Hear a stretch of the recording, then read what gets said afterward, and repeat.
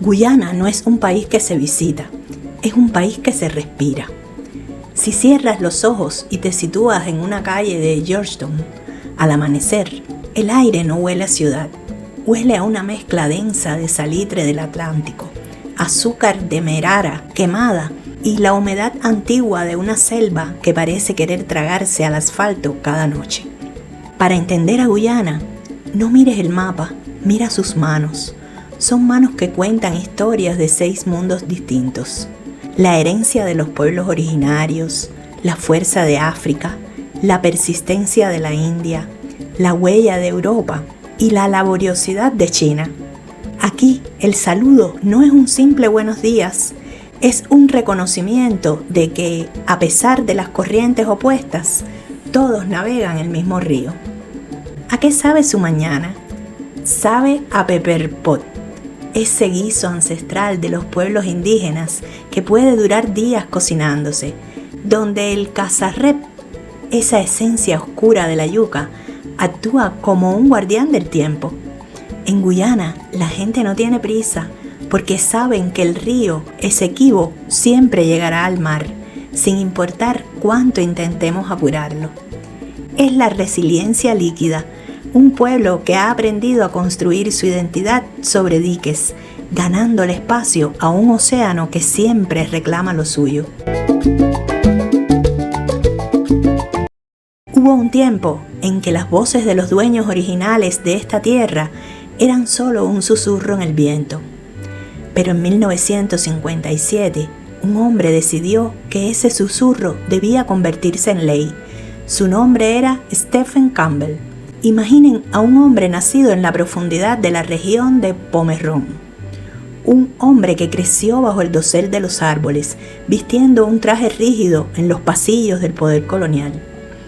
Campbell no buscaba el oro de las minas, buscaba algo más preciado y difícil de extraer, el reconocimiento de la propiedad de la tierra para los pueblos amerindios. Su conflicto era monumental. Por un lado, un sistema legal que veía la selva como un recurso vacío. Por el otro, su gente, que veía la selva como su propia piel. La paradoja de su lucha es fascinante. Tuvo que dominar el lenguaje de quienes lo habían ignorado para poder proteger lo que las palabras no pueden nombrar. Campbell viajó a Londres, se sentó frente a diplomáticos que nunca habían sentido el picotazo de un mosquito de río y con una calma matemática les explicó que la libertad de Guyana no valdría nada si se cimentaba sobre el despojo de sus primeros hijos. Murió poco antes de ver la independencia total, pero su nombre quedó grabado no en el oro, sino en la ley que hoy protege el corazón verde del país. Las leyes de Campbell son los pilares invisibles de Guyana, pero los verdaderos arquitectos de la nación no siempre llevan traje. La grandeza de un país no solo se mide en sus asambleas, sino en la fuerza de un motor fuera de borda que corta la bruma de un río a las 5 de la mañana, llevando consigo la esperanza de un pueblo que se niega a quedar aislado. Guyana es un lugar donde la lógica parece doblarse ante la fuerza de la naturaleza.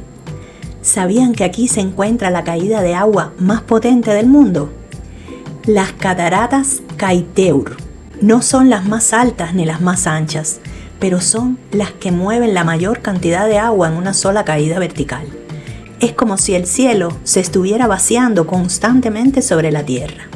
226 metros de pura fuerza bruta, 5 veces más altas que las del Niágara. Y si hablamos de récord, miren hacia arriba, en Georgetown, la Catedral de San Jorge. Es una de las estructuras de madera más altas del planeta, construida sin un solo gramo de acero en su estructura principal. Desafía la gravedad y el tiempo, manteniéndose en pie gracias a la densidad de maderas locales como el Green Heer, una madera tan pesada que, a diferencia de todas las demás, no flota en el agua, se hunde como una piedra. En esas aguas habita la Victoria amazónica, el lirio de agua más grande de la Tierra, cuyas hojas pueden medir 3 metros y soportar el peso de un niño pequeño. Pero lo más fascinante es su cielo. Guyana es uno de los pocos lugares del mundo donde todavía puedes ver a la mítica águila arpía, un depredador tan grande que sus garras son más largas que las de un oso pardo. Es un país que parece haber sido diseñado por un gigante con una imaginación desbordante. Al final del día, cuando el sol se esconde detrás de las montañas Pacaraima, uno se da cuenta de que Guyana no es solo una nación en el borde de Sudamérica, es un recordatorio de lo que significa ser humano en equilibrio con lo indomable. Nos enseña que la verdadera riqueza no es la que se extrae de la tierra en forma de oro, sino la que fluye por nuestras venas cuando entendemos que somos parte de un todo. Somos como sus ríos, venimos de fuentes distintas, recorremos caminos sinuosos, nos enfrentamos a caídas estrepitosas, pero siempre, inevitablemente, buscamos el encuentro con el otro en el gran océano de la vida. La piel de Guyana es verde, su sangre es agua dulce y su alma es una mezcla indestructible de fe y perseverancia. Soy Luisa, y si este viaje por el alma de Guyana te ha tocado, suscríbete y acompáñame a recorrer el resto de nuestra América.